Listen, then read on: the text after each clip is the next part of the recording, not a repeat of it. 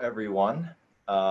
We'd like to welcome you to YCA's Throwback Thursday live stream series. I'm Zlatomir Fung, and I was a YCA cellist, and I'm here with Cicely Parnas, who is a fantastic colleague and brilliant cellist.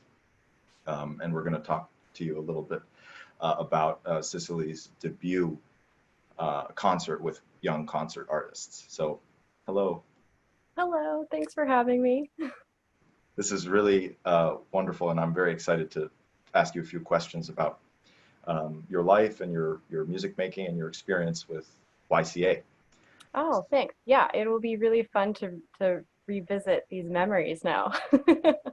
Absolutely. So my first question for you would be, how did you get involved with YCA? When did you first hear about YCA? And what was your experience with the organization like? Well, I think YCA was always one of those organizations that I seem to have always known about since I was a kid. I come from a musical family, so we were always kind of plugged into the scene, I guess. I auditioned for YCA in the fall of 2012, and that was when I joined the roster, and it was overall the most amazing experience.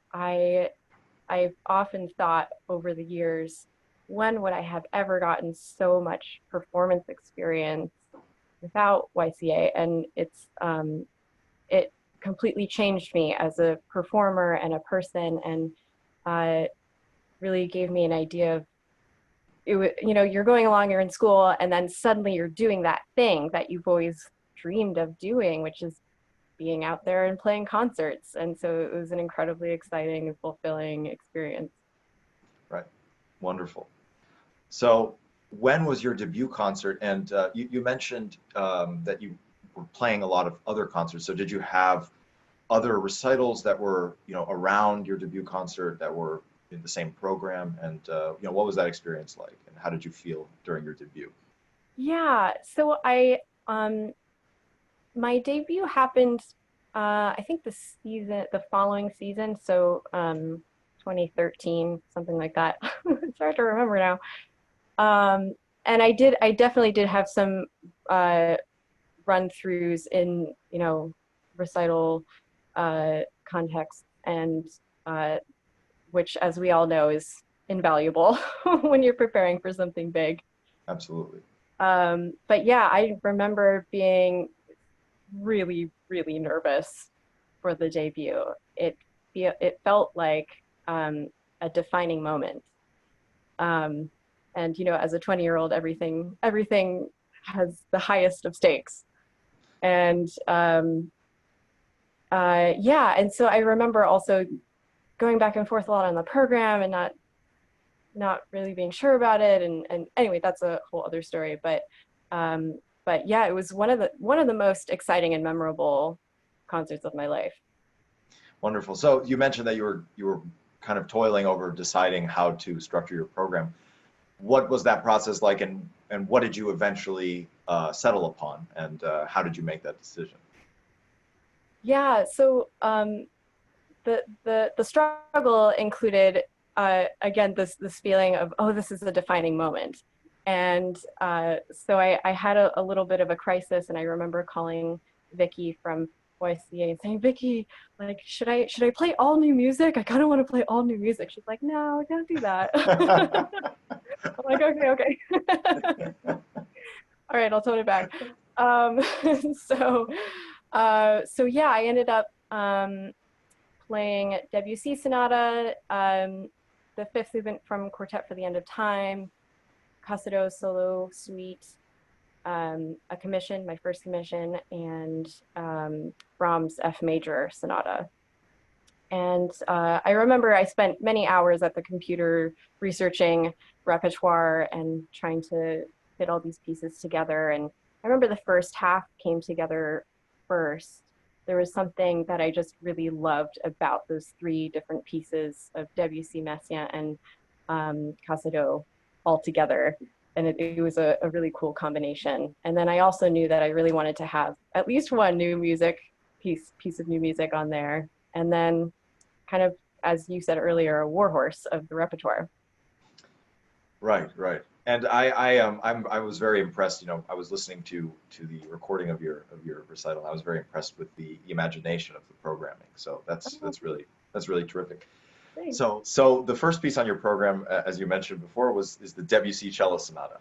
And I'm wondering if you could talk a little bit about why you enjoy playing that piece and how what it means to you, why it's a special work. Debussy is one of my favorite composers. I love his tonal language, and I love French composers in general. Uh, and of course, the piece is, you know, when you're designing a program, you also want to add pieces that you've played a lot before, just practically. Absolutely. And so that's one of those pieces that I had played a lot, and I knew I would feel, you know, at for this big concert that had a lot of stress around it, I knew I wanted to start with something that I could settle into, and kind of the nerves wouldn't affect it as much. So that's one of the reasons that I chose the Debussy. I knew that after those first 10 minutes or so, I'd be feeling better.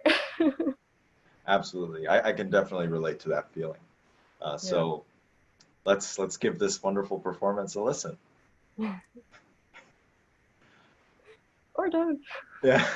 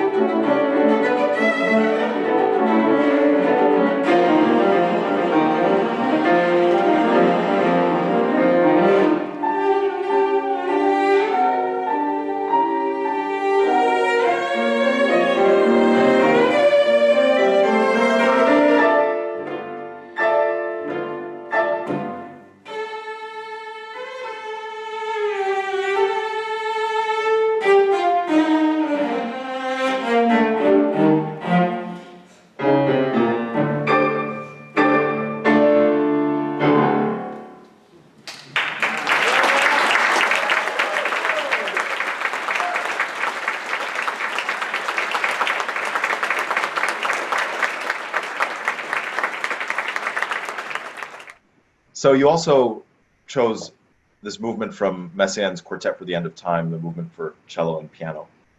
Could you say a few words about that and how it relates to the rest of your program and your feelings about that piece?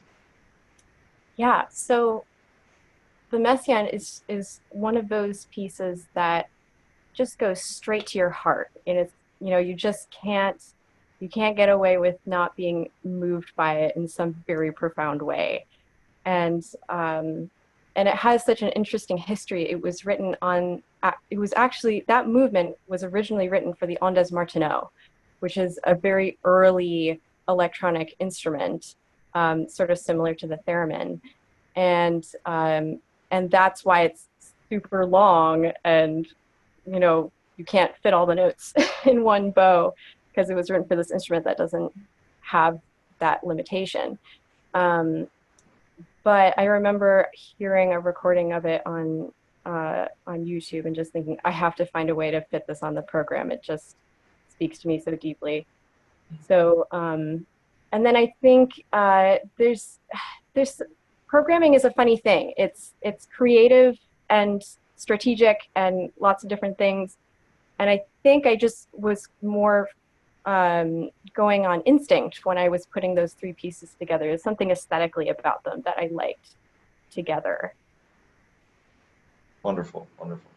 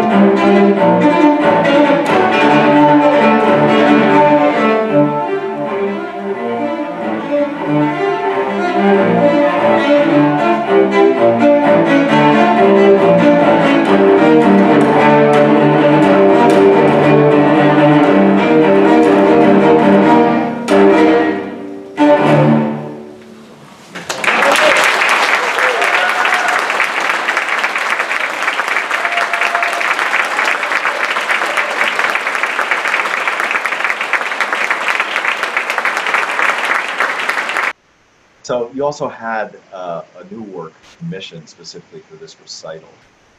Could you tell us a little bit about that? Yes. So the commission that I had on the recital was really my first commission, and inspired. It was sort of the start of a project I have of commissioning solo cello pieces.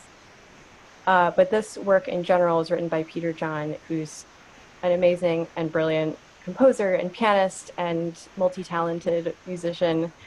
Um, and it was also my first time playing a piece that has improvisation in it.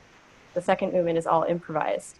So it presented this unique challenge. And I always wanted to get better at improv and just being a bit more free with music making. And so it was the perfect way to do that. And when we were talking about, what we wanted to include in this piece, um, I had mentioned scordatura and how cool that would be. And he was like, okay, let's take scordatura and let's take it to the next level. You're going to detune while you're playing. And I was like, what? I don't know if I can do that. But that's what we ended up doing. And so, yeah, several times throughout the third movement, I'm tuning down different strings at different times. And it was like I really had to practice doing it. Tuning is something we do every day, and yet still had to practice that. Right, right. Absolutely. So I was actually really particularly taken by this performance that you gave of this work, and one of the things that impressed me most was I believe you were playing it from memory, correct? Mm-hmm. And so it was your sort of total assumption of the music and your mastery of its language. So what was the process of working on it like and collaborating with the composer? How was the back and forth in that experience? It was awesome. It was really fun. We spend most of our lives playing pieces that have already been set in stone. So getting to be a part of that process of, oh, we're making the stones, was Right. really exciting. And, you know, uh, it's really fun to be able to sit down and say, oh, well, this is actually a little bit awkward and maybe we can change the way we play this, or just kind of change the double stops or whatever it is to make it a little more idiomatic. And Peter was really great about that, very flexible, and was very curious about how the cello works. And so we would sit together, and um, he would play around with things with the left hand while I played the bow because he's a pianist. Mm, But he wanted to see for himself like how the instrument works and what things work and fascinating. what things don't. And what was really fascinating was that he was making sounds and doing things that I wouldn't have because he doesn't have the training and that sort of mindset of like, this is how you play the cello. So he had this Right. very open mind to the possibilities. Right. Wow. Fantastic. Well, this was really a terrific performance and a very compelling piece. So Thank you. hope all of you enjoy it too. Hugely. Everyone,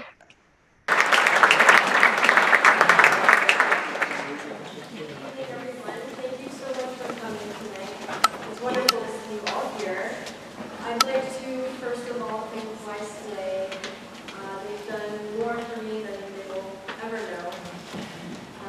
The last time I was in this hall was about a year and a half ago when I auditioned for YCA. And I also played with Noreen. It was the first time I worked with her. And I remember being so nervous and shaking and just hoping that I would be able to join YCA, and so here I am today, and I'm incredibly grateful to them for everything they do. Also, I'd like to tell you a little bit about this next piece. It was written this year, and the three movements are more like sections.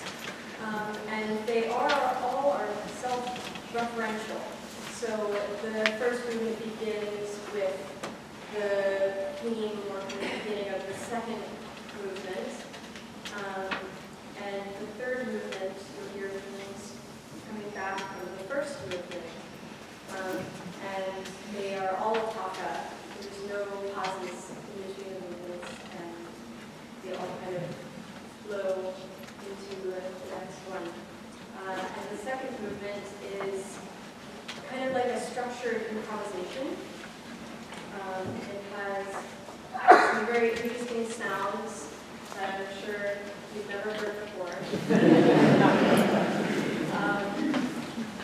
I encourage you to think of this movement when you're listening to it, hear it as a landscape or a soundscape or whatever happens to come into your mind. It's just supposed to be kind of a contemplative, reflective movement. So that being said, I hope you enjoy it.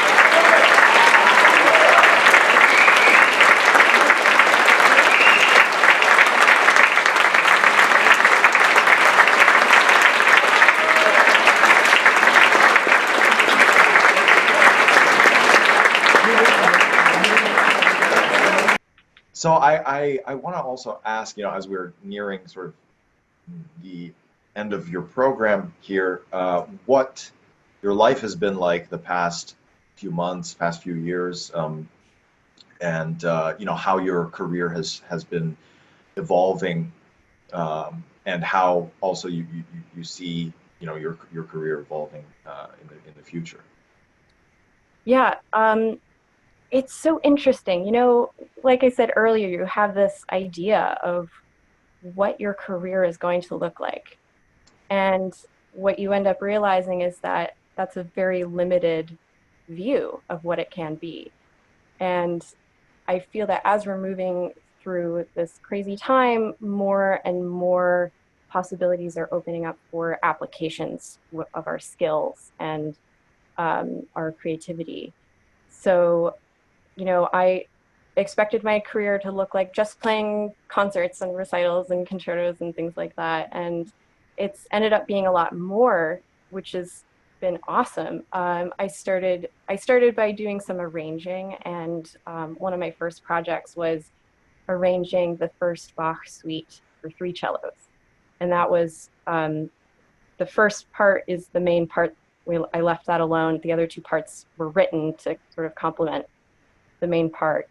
So that was an amazing, interesting project. And since then, I've arranged 9 arias for cello and piano, and the Bach double violin concerto for violin and cello, because my sister's a violinist, and we're always looking for more repertoire. Right. But yeah, and I've also been doing a lot more recording and writing music, and I've gotten into singing and songwriting. As you can see, I've got my mic right there. Wow. So, and then I've been finding different applications for that as well. And one of them is music licensing. So there are all these websites where people need music for videos, and there aren't that many cellists on them or classical musicians in general. And people really love the sounds of acoustic instruments. So there's actually a big demand for classical musicians and classical music in mainstream culture, which we didn't really know about before. Right.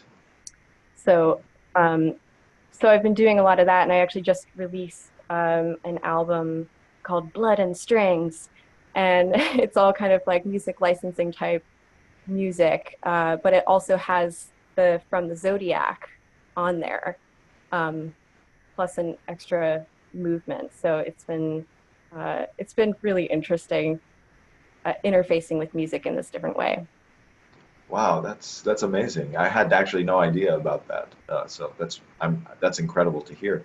And so during the pandemic, what what is your daily life looking like? Are you doing a lot of this music licensing work, from home with your own equipment and so forth? Yes, exactly. I'm everything is happening from my house, and I've been on this website called soundbetter.com, and basically it's kind of like Airbnb for music producers, but someone will hire you to put cello on some track that they made of varying Wow. degrees of quality. But it's a great gig. It's a great online gig source. So, so I've I been bet. doing that. Yeah, I record myself and I put it in with their track, and I get paid for it, and it's a great way to supplement income right now while we can't perform. Wonderful. Yeah, terrific. Great. So the Brahms F major cello sonata, as you mentioned before, is one of like sort of if you were to imagine your program as a meal, then probably be the main course. It's the longest piece you played, and it's a very substantial major work in the repertoire. And I wanted to ask you what it was like to work on that with your pianist, Noreen Polero, who I've actually never worked with, but I know she's a fantastic pianist and has a terrific reputation. What was it like, being in that collaborative setting, especially because the Brahms has to be presented in such a unified way between the two instruments? I can't say enough good things about Noreen. She is everything.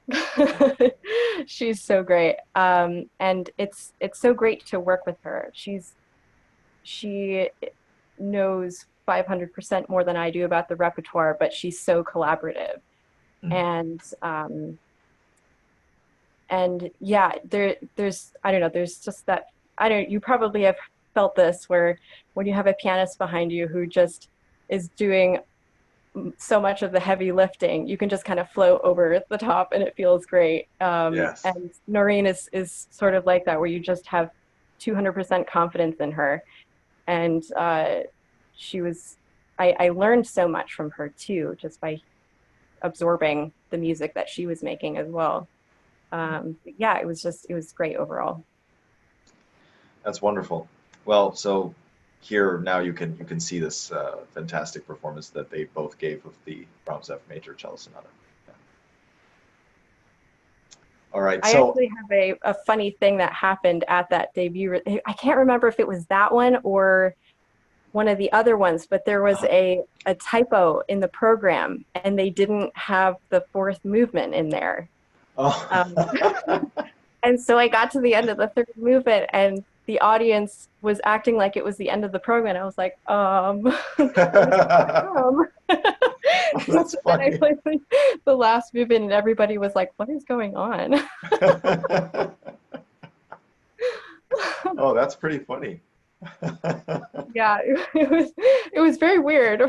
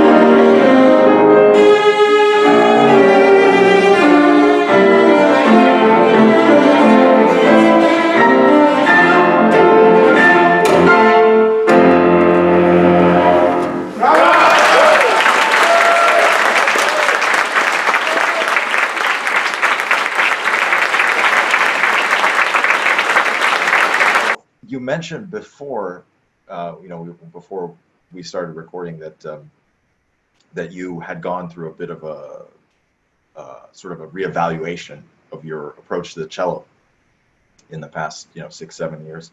What did that look like? Yeah, well, I have this really weird story where I was homeschooled and graduated high school at 16, and then I went to IU and got my artist diploma, and I should have finished my undergrad. But so I found myself in this position where I was at CIM and I was supposed to be finishing my undergrad, and that was also the fall that I won YCA. And there were a lot of other things that were happening at the time, but I ended up dropping out of school.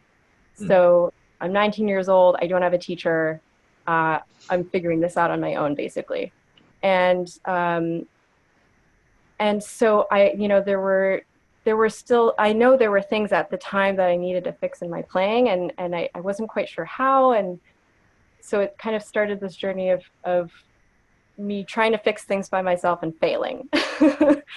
And eventually, I think it was maybe 2017 or something like that, I got to know Zool Bailey, and he started mentoring me and invited me to go to the Sitka cello seminar that he runs with Melissa Kraut, who teaches at CIM, and both of them as teachers are absolutely phenomenal. And so I had 2 summers of intense work with these absolute masters, and the like reworking of my technique was almost an entire overhaul in a way. I changed my bow hold, I changed like the way I hold the cello, I changed my end pin length, I changed my vibrato, I changed the like the position, like how my left hand works on the fingerboard. So it was, and it's not like I was terribly off in a lot of these things, but all of these changes added up in a big way. And I remember at my debut and playing that program was really difficult. After the Peter John piece, my thumb would be cramping up, and I would be backstage like active releasing those muscles because I had to play Brahms next, and it was really difficult to get through. So, but yeah, after the first year I went to Sitka and started making these changes, it took a solid year. It took a solid year of reworking and like just kind of putting myself back in that incubator and figuring out, how do I do this sustainably? And how do I actually get the sound that I've always wanted to get and was never quite satisfied with? So yeah, it was difficult, but in the end, I'm so glad that I did it. Wow, that's an amazing story. Yeah, and yeah, thank you for sharing that. Yeah, it's wild. It's a wild ride. Amazing. Cool.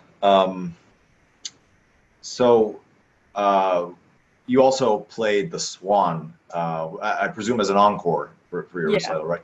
Was it written into the program or not? It was not. I don't think it was written in. I think it was just an encore. Wonderful. Yeah. So that's a really, it's obviously a cello favorite. And, yeah. Yeah. And so yeah. So I guess that listening to that will wrap up the experience of your debut recital. I mean, again, I just want to express my admiration for the performance, and it's been really wonderful to talk with you and learn a little bit more about you. So, thank you so much. This was really fun. Yeah. So thank you to all of you who tuned in to this Throwback Thursday series, and we look forward to seeing you next time.